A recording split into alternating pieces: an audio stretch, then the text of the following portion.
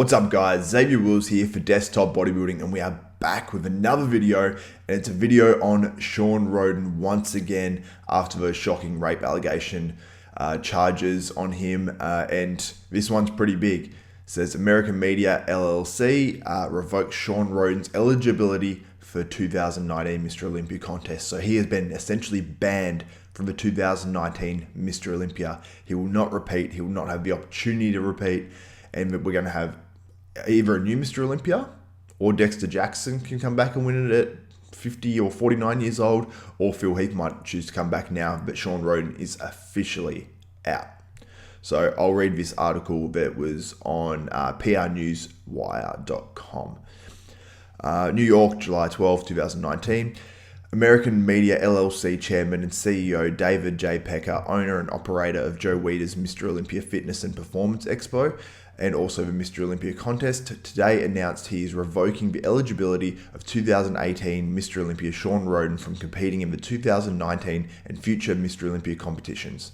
The announcement follows the recent charges that led to a warrant issued in Utah for Mr. Rhoden, stemming from an alleged incident in October 2018. In addition to revoking Mr. Rhoden's eligibility from future Mr. Olympia competitions, American Media also announced that it would suspend coverage of Mr. Rhoden in its media brands, including Muscle and Fitness and Flex, until the legal process has been completed.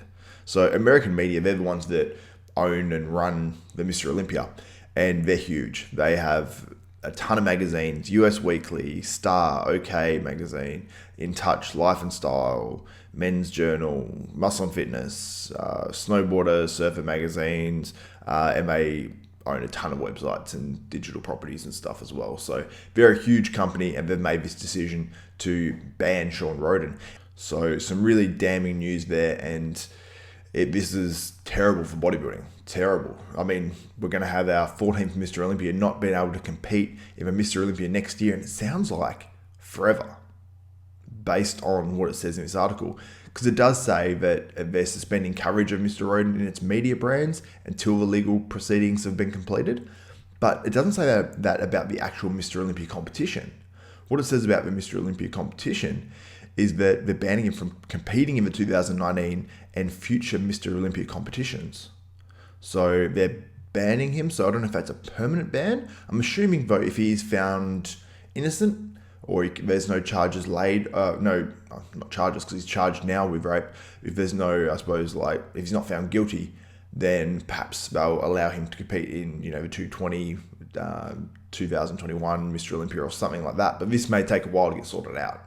I mean, we're not far away from this year's Mr. Olympia, and if this drags on for another, year or whatever, I assume he's not going to prepare to compete in the following either. So this is not good news for bodybuilding. This opens the door massively for guys like, Phil Heath, if he wants to come back, Brandon Curry, William Bonac, tons of guys, Dexter Jackson to maybe come back in and win it. Nathan Diasher, who I interviewed the other day, you never know. So this really opens things up. If Big Ramy competes, I mean, he looks like he's prepping right now to me. Even though everyone thinks that he's not competing, he does look like he's prepping. So super interesting news. I want to know what you guys think. Do you think this is the right thing to do by American Media to ban Shawn Rhoden? I think he probably wouldn't have competed anyway, or maybe he would have to pay for his legal fees. But do you think it's the right decision? Do you think it's fair? I mean, if this guy is found not guilty, then it doesn't hardly seem fair, but I know this happens in other sports as well. So some people might see this and go, what?